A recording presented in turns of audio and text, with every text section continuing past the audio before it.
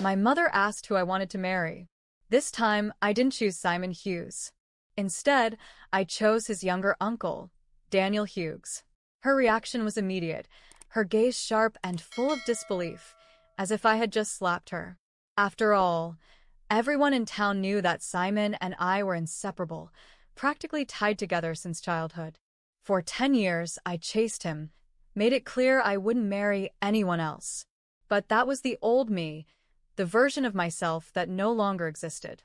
A bitter smile formed on my lips as the memories of my past life before being reborn flooded my mind. In that life, after Simon and I got married, I came to a painful realization. He had never touched me. At first, I told myself it was something personal, that maybe it was something he couldn't help. I excused it and tried to convince myself it didn't matter. But then, on our golden wedding anniversary, I entered a room I had never seen before. It was locked, hidden, and filled with photos of my cousin. That's when it all clicked. It wasn't that Simon was asexual. He simply didn't love me. And now, in this second life, I was tired of wasting time on someone who would never love me back. I decided to let them be together once and for all. But as I walked down the aisle toward Daniel, Simon's face went pale, and he completely lost control. 3 days after my official engagement to Simon Hughes, I saw him at a party. As expected, his friends saw me and, of course, couldn't resist. They were already laughing, clearly having fun at my expense. "Simon, look who it is. Your little follower is here again," one of them shouted with a grin. "Bianca, you're already engaged to Simon and still clinging to him? Shouldn't you let the poor guy enjoy his party before locking him down?" Another chimed in. When Simon saw me, the irritation was practically written all over his face. "Bianca," he spat, "are you really that desperate to marry me? You didn't even bother asking my permission before sealing this engagement, and now the whole damn town is talking about it. The nerve you have." His disgust hit me like a punch to the gut. I had to take a deep breath and steady myself before replying. "I didn't need your approval. I'm not marrying you." The room burst into laughter. Simon's friends were practically bent over, laughing so hard. Of course, they couldn't resist continuing to mock me. "Simon," one of them yelled, "watch out. Your fiancé is about to pull another move to get your attention." Simon simply shook his head, looking increasingly annoyed. "Bianca, now you're playing hard to get?" I couldn't help but smile. "With the Hughes family? If I don't marry you, who else will I marry?" He leaned closer, his voice dripping with sarcasm. "Let's not forget you've been saying since we were kids that you'd marry me. The whole town already thinks you're mine." Then he whispered, "I'll let this engagement slide, but don't forget. Yes, I can give you a grand wedding, but the marriage license, that's only for the person I truly want to marry." I froze. In my past life, this was exactly when Simon went through with his family's plans, and we registered our marriage. Could it be that he had also been reborn? Before I could process what was happening, my cousin Audrey appeared at the party. The moment she saw me standing next to Simon, her face twisted with anguish, and tears started streaming from her eyes. "Bianca, Simon, I heard you're getting married soon. I didn't bring a gift, but I wish you all the happiness in the world," she stammered, her voice cracking with every word. Before she could finish, Audrey turned around and ran out, sobbing as she fled. "Look what you've done, Bianca," Simon muttered, shooting me a furious glare before running after her without another word. When they returned, their fingers were intertwined, clenched tightly. Audrey's lips were swollen and red, and Simon had a hickey on his neck. The whole room was watching, waiting to see what I would do. In my previous life, if I saw another woman getting too close to Simon, I would cause a scene to make sure everyone knew he was still mine. Simon stepped forward, placing Audrey behind him like a shield, his face holding a strange, expectant expression, but I didn't give him the reaction he was clearly waiting for. Minutes passed, and his arrogant little smile began to fade. Then he mocked. "Well, look at that. At least you've grown up a bit. You don't scream or throw fits like before." I didn't even bother to respond. When the party ended and everyone began heading toward the door, Simon stopped me. "It's late, and it's not safe. I'll give you a ride," he said. Since the ride was free, and I wasn't about to walk home, I didn't argue. I went for the back seat, but Simon was faster. He blocked the front seat. "You sit in the back." With that, he gently helped Audrey into the front seat, as if it were the most natural thing in the world. "Sorry, Bianca," Audrey said with fake concern. "Simon's just being protective. He's afraid I'll get carsick." I said nothing. I simply slid into the back seat, exactly where I'd planned to sit from the beginning. The entire ride home was just Simon and Audrey talking and laughing like they were the only two people on Earth. At a red light, Audrey joked with Simon, asking him to help her with a lip balm. They exchanged a look, and I swear the tension in the air suddenly thickened. Simon turned his head toward the rearview mirror, as if he'd just remembered I was in the car. When his eyes met mine, I deliberately looked out the window, trying to ignore them. His expression faded for a moment. For a moment, I saw regret cross his face. Then, before I could even process it, he slammed on the gas. When we arrived at my house, Simon did something I truly didn't expect. He grabbed my arm again. "Drop the act," he said, his tone sharp. "Don't pretend you don't care. It's beneath you." With that, he threw a bracelet at me. "This is your engagement gift from me," he added, his voice dripping with condescension. "If you stay in line, I'll at least give you a voice on paper. Everyone will think you're my wife." I stared at him. "And who exactly do you plan to marry then?" I asked. "Audrey." Simon's face twisted with rage, but beneath it there was something almost smug, as if he was enjoying the chaos he was creating. "I knew it," he sneered. "You've been pretending this whole time. Listen closely. Don't you dare say a word about this to anyone in either of our families. My relationship with Audrey is none of your business. She's kind and fragile. Nothing like your little schemes." His voice dropped, almost like a warning.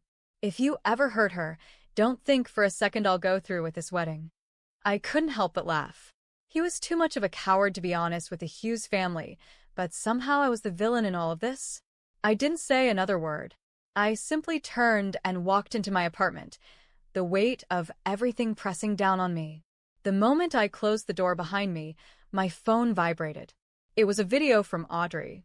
I hesitated before opening it, but when I did, there they were. Simon gently helping Audrey fasten a necklace around her neck. The brand was unmistakable. And then I realized it. The bracelet Simon had just thrown at me was the matching piece to that same necklace. They were so close, their necks almost touching. And then, as the camera zoomed in, they kissed. The sound broke the silence like a slap to the chest, sharp, intrusive. "Bianca, Simon must have already told you, right?" Audrey's voice said. "After the wedding, he's going to marry me legally. Just so you know, without a legal marriage, there's no right to inheritance. I guess it's finally my turn to be the richest woman in Evergrande City." Audrey.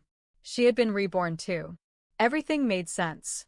Even though Simon and Audrey had no connection in our past life, this time, just days after being reborn, they were already acting like lovers, doing everything a couple would do.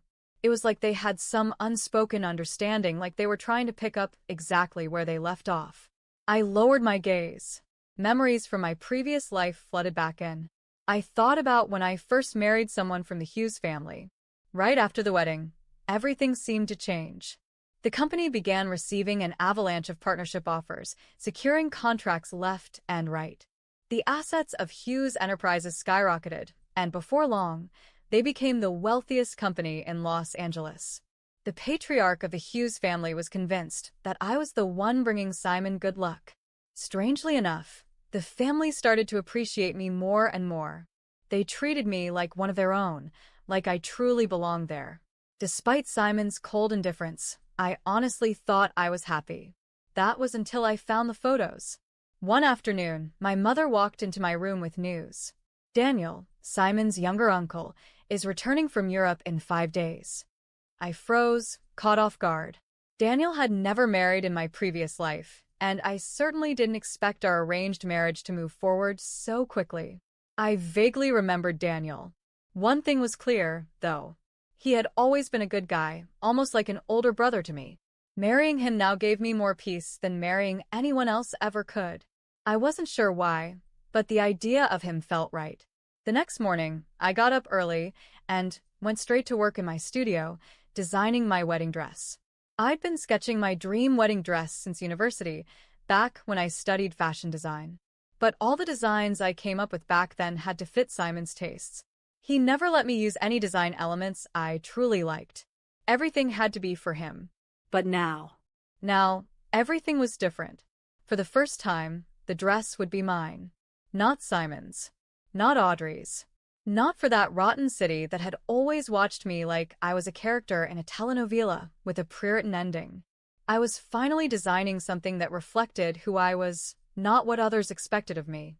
And with every stitch taking form on the white silk, I felt my heart reconnecting with something I had buried years ago, my will to live for myself. No matter how much I tried to focus on the design, my mind kept going back to that damned bracelet. I left it on the table, without even opening it. The fake shine of that piece of jewelry insulted me. It was as if Simon had branded me like an object. If you behave, I'll give you a voice on paper. Who did he think he was? My owner? And Audrey? What kind of woman sends a video like that to someone, as if it were a joke? The truth is, she knew too. She had known from the start. The fake tears at the party, the calculated glances, the necklace, the video, it was all planned. She wasn't fragile. She was a strategist. Cold. Manipulative. They were playing dirty. They didn't just want to be together. They wanted to destroy me in the process. They wanted me to feel small, disposable, insignificant. But not this time. Not anymore. I spent the following days in silence. I ignored my mother's messages, the invitations to family dinners, the subtle jabs from people around me. I wasn't raised to confront, but I had been reborn to resist. And then he arrived. Daniel. The moment he stepped through my parents' front door, the entire atmosphere shifted. He looked older, of course, but still had that calm, steady gaze I remembered. The way he smiled at me, it wasn't the smile of someone expecting a submissive wife. It was genuine, curious, like he truly wanted to know who I was. So, you're really going to marry me? He asked with a soft smile. I took a deep breath. If you want to. But you need to know something. I'm not the same person I used to be. He smiled with a hint of mischief. Perfect. Because I'm not either. In the following days, Daniel treated me with a kind of respect I didn't know existed. He listened to me, asked questions, said he loved my sketches, even if he didn't understand a thing about fashion. Unlike Simon, who always said, I don't like that, Daniel would ask, does this represent you? For the first time in years, I felt like I could breathe. But of course, peace never lasts long. One Friday, the Hughes family hosted a dinner to celebrate Daniel's return. And as expected, Simon and Audrey were there. He with his smug aura, and she wearing the damn necklace, the matching piece to the bracelet Simon had given me. It was pure provocation. Obvious. And it worked. I was burning inside. During dinner, Audrey laughed loudly, touched Simon constantly, called him love so everyone could hear. Simon kept glancing at me, clearly hoping I'd snap in front of everyone. But I didn't. I smiled. I toasted. I kept Daniel's hand firmly in mine. Are you okay? He whispered, sensing my tension. Not yet, I replied, staring directly at Simon. But I will be. After dessert, my mother, ever lacking in tact, commented, It's funny how everything worked out, isn't it? Bianca with Daniel and Simon with Audrey, it's like fate. Daniel squeezed my hand. I kept my smile, but inside, I was swallowing fire.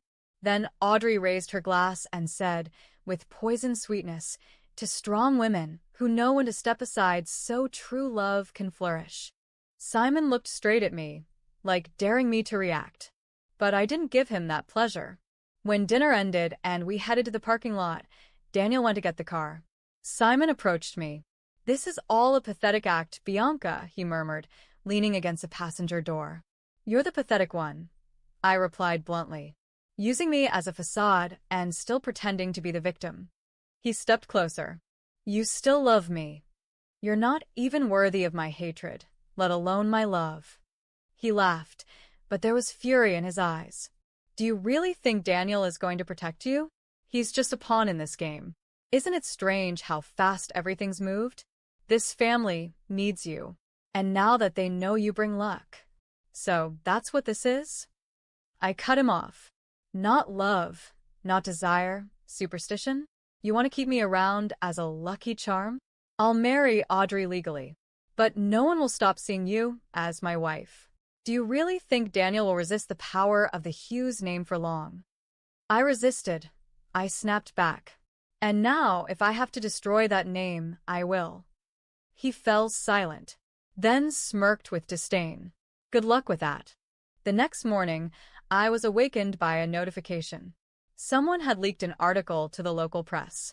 It painted me as a social climber. Said my engagement to Daniel was fake, that I was manipulating his family just to rise in status. There were photos, some real, others badly edited. Audrey. Of course. But I didn't cry. I didn't call my mother. I didn't delete my social media. I just called someone I hadn't spoken to in years, Marcelo, a journalist who owed my father a favor. I'm going to send you some material, I said. I want you to publish it under your name. Are you sure? He asked. It's heavy. Absolutely sure. And publish everything, including the video. I sent him everything. The necklace video, the voice notes, Audrey's message saying she'd marry Simon after the fake ceremony, the contract I found among the company's documents, proving they planned to use me to secure the inheritance, and then discard me. 2 days later, the bomb dropped. Every news outlet picked it up. Scandal in the Hughes family, fake marriage and million-dollar inheritance scheme. The whole city was on fire. Company stocks plummeted. Contracts were canceled.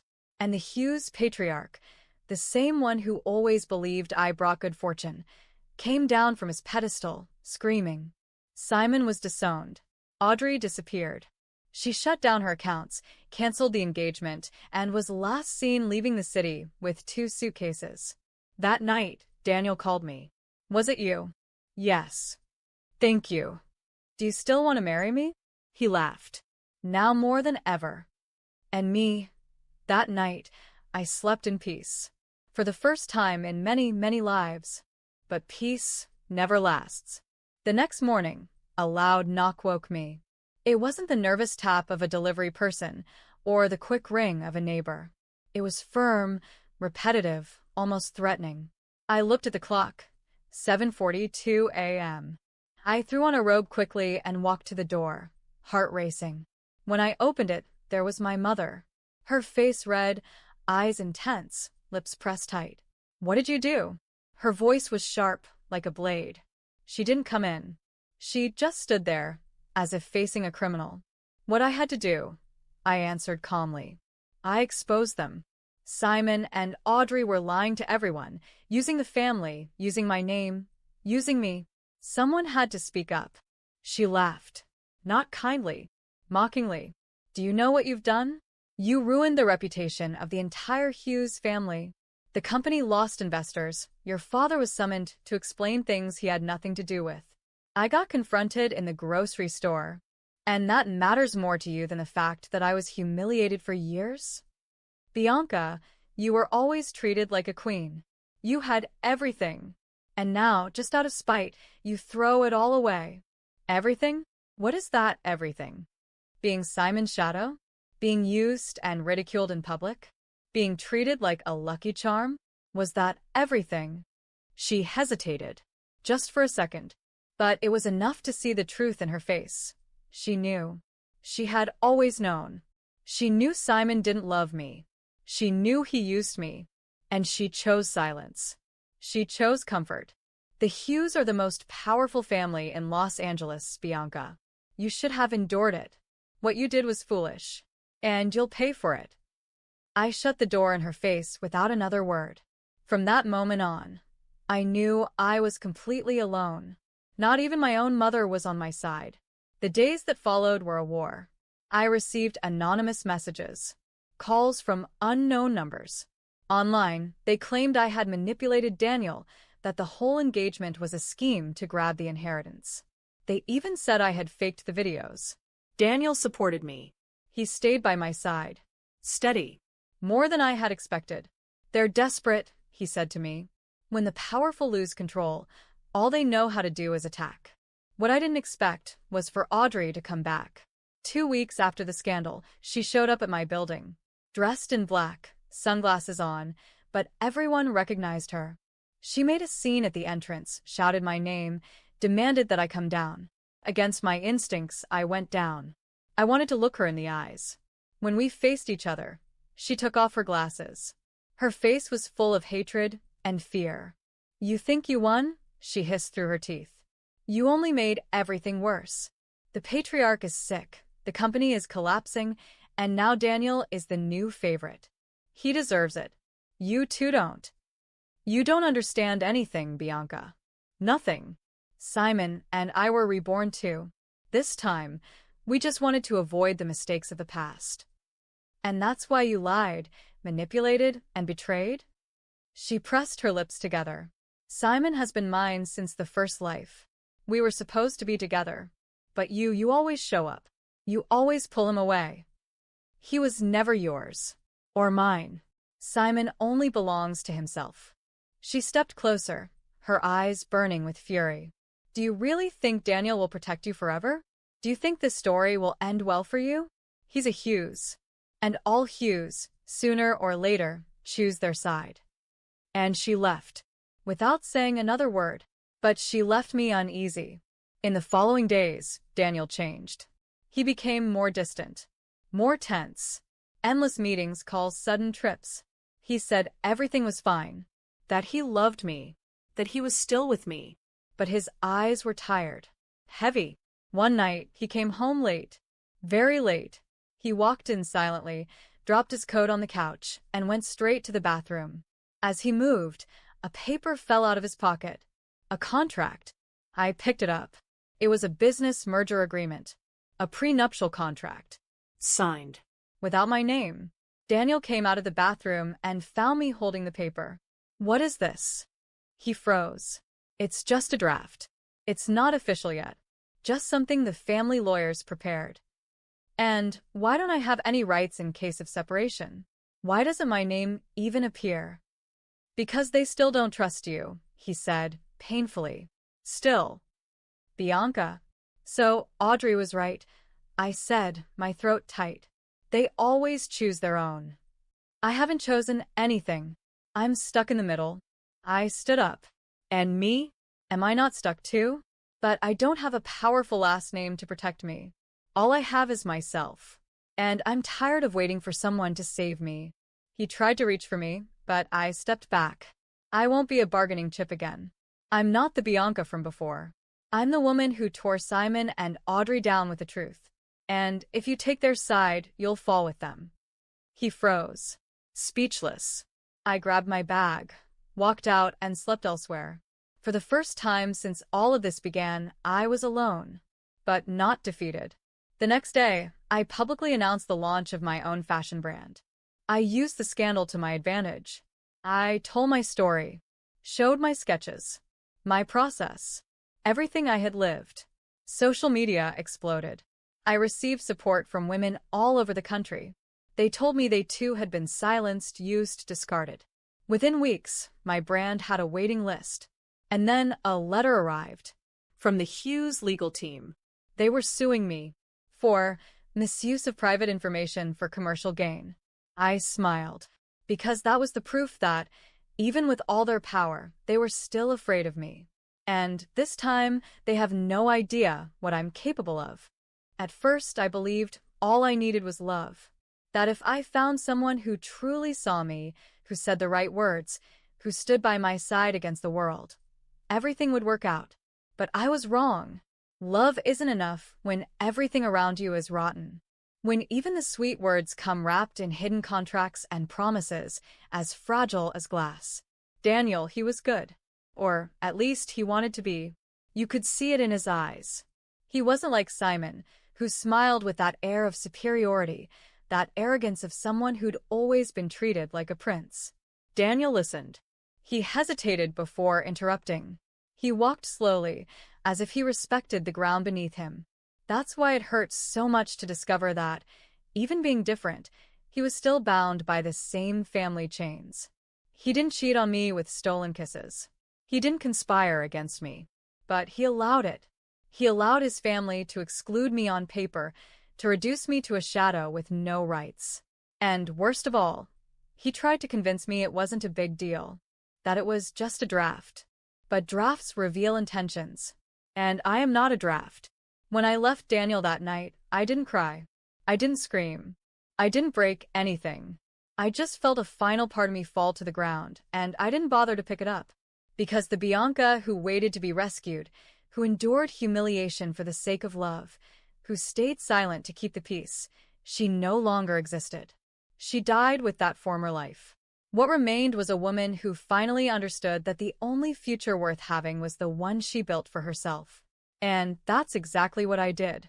My fashion brand grew faster than I ever imagined. At first, they said it was pity, that it was just media hype, that it would fade in weeks. But my designs spoke for themselves. Every stitch had a story. Every garment was a declaration of independence. I didn't make clothes to please heirs. I designed for women who wanted to look in the mirror and recognize their own power. My social media exploded.